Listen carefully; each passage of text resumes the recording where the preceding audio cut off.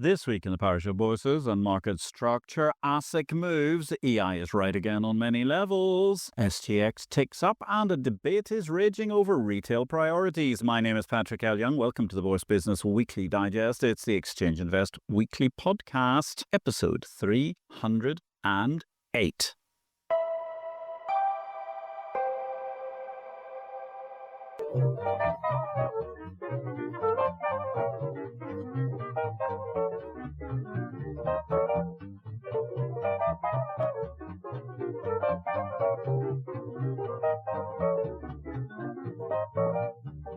Good day, ladies and gentlemen. This is a very brief reduction of highlights amongst the key headlines from the week in market structure. All the analysis of the many events and happenings from the past 7 days can be found in Exchange Invest Daily Subscriber Newsletter, the unique guide to the Bourse business sent daily to your inbox. More details at exchangeinvest.com. Over in BitCarnage, where we were pondering this week, China's eyeball risk. Cointelegraph reporting that eye-scanning crypto projects pose national security risks. China warns, with the Ministry of National Security noting in Mandarin, if you lose these, you can't change the password. If you enjoyed this episode, you might be interested to know you can read BitCarnage every day in Exchange Invest. Alternatively, if you want to follow BitCarnage, the daily update on happenings in the world of crypto and digital assets, you can find BitCarnage as a standalone on Substack. This week in exchanges, lots to talk about in Australia. There was a rare moment when we interrupt our traditional corporate actions result first element of the public market section Exchange Invest because there was a huge move, finally, by the all too frequently encumbered, conflicted, dallying, somewhat supine Australian regulator ASIC. SIBO will soon have the permission to list stocks. Does this mean an extension to the successful ETF listing which reached 1,000 products in the USA the other day, or does it mean a huge potential shake-up for single-name stocks? Gosh, so many issues here. Of course, Japan being closed down by SIBO, which leads us to wonder, would anybody like to bid? That led to an op-ed titled ASIC's latest blunder shows needs for new market ownership model. That was in Capital Brief, and I'm delighted to have co-authored this with the excellent Dimitri Berstein, most recently in the parish with FEX. And it was all about another story where subscribers got an ace, alas, of pithy accuracy from way before almost anybody was concerned about ASX, which delivered more value than an AI subscription in its own right. Gosh, so therefore we once again led the field, ladies and gentlemen, and ultimately what we see now is that finally, after a series of catastrophic screw-ups during the course of the last week, all of them were in Exchange Invest, of course, including the TPG bungle, to describe but one, and indeed what was described in the Australian with the headline ASX bleeding from another self-inflicted wound, we find ourselves welcome to 50 shades of grey markets. The ASX demonstrating just how robust the exchange model is by unfortunately subjecting its own regulatory monopoly to some form of generation-long SM-style tribulation, and I don't mean social media. ASX is now in goo-boo territory, grotesque, unbelievable, bizarre, and unprecedented. It's a global laughingstock posing as a market structure. Thanks for listening to Exchange Invest Weekly. We welcome your feedback. You can contact me directly, patrick@derivativesvision.com, with any comments. Meanwhile, if you enjoyed this show, we would welcome you giving us a thumbs up. Or, if you have time, a positive review will always be welcome, wherever you find this podcast.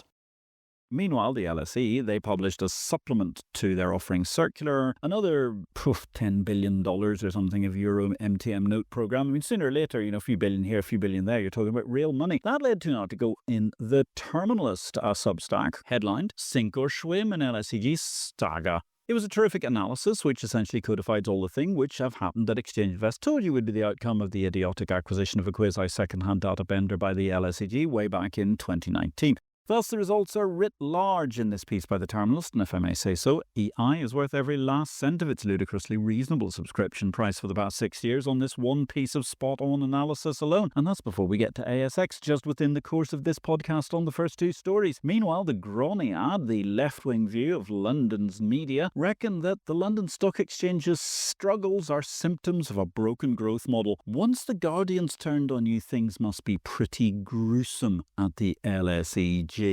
Nairobi Stock Exchange, they're planning an extraordinary meeting on stockbroker issues. Stockbroker uproar in Kenya, where the brokers have been thought to be seeking to oust CEO Frank Mwiti for some time. It looks like a full-scale revolution could be on the cards. Fabulous IPO this week, NSDL. It rocketed 41 times oversubscribed in the first 3 days of trading. It ultimately ended up 62% up since the IPO. Analysts have been highlighting the growth edge of NSDL over CDSL, its rival across town in Mumbai.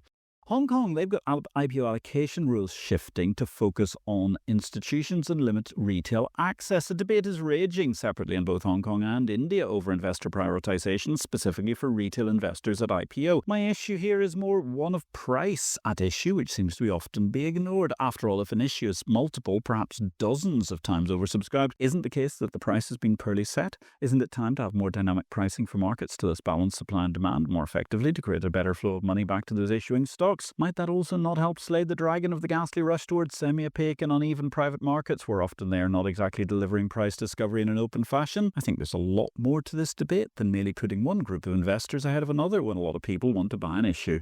In results, a busy week for results in the parish. All the details were in Exchange Invest Daily, the newsletter no person can afford to be without in capital markets and market structure. For the sake of this podcast, let's look at some edited highlights. TESA, Tel Aviv Stock Exchange, excelled and a marked uptick was felt from Singapore Exchange, while the likes of TP ICAP and Thomson Reuters didn't excel, that is. Plus ça change. All the highlights were in Exchange Invest, of course.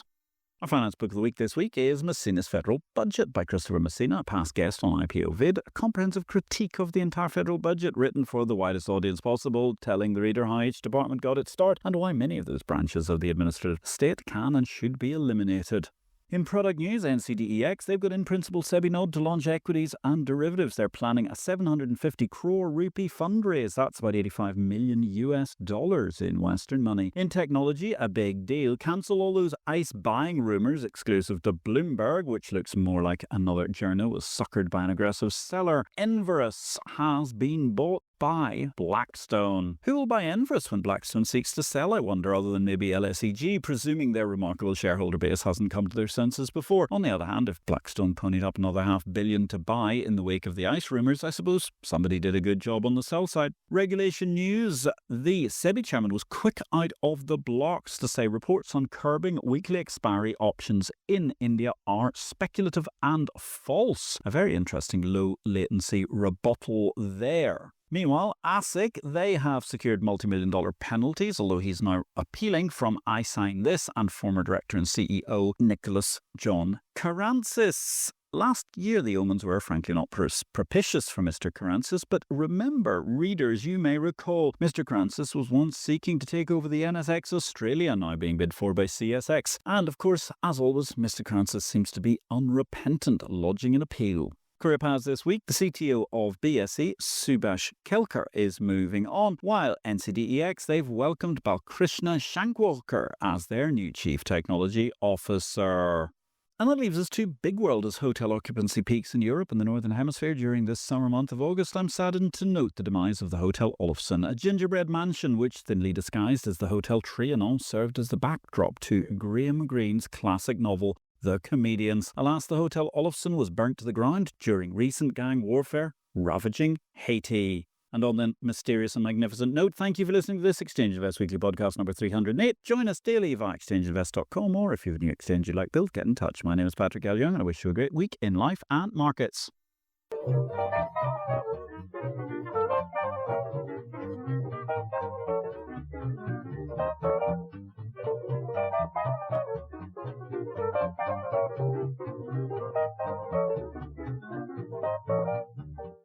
This show relates to the business of bourses. It is not to be construed as investment advice, nor are we making any investment recommendations.